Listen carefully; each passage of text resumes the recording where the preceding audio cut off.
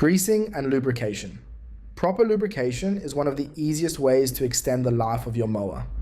Grease these areas regularly: the rear drum bearings, the cutting cylinder bearings, and the clutch shaft bearing. Step 1.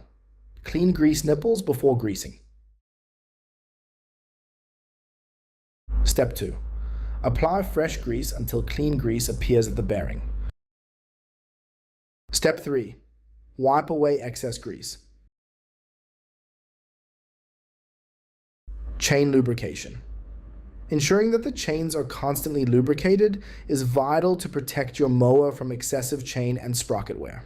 Apply chain lubricant to the cutter chain, the clutch chain, and the drum chain.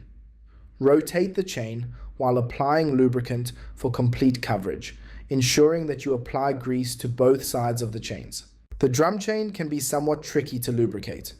To make this easier, place a 19mm spanner on the nut of the drum shaft and rotate the nut and shaft in a clockwise direction in order to fully rotate the chain whilst applying lubricant.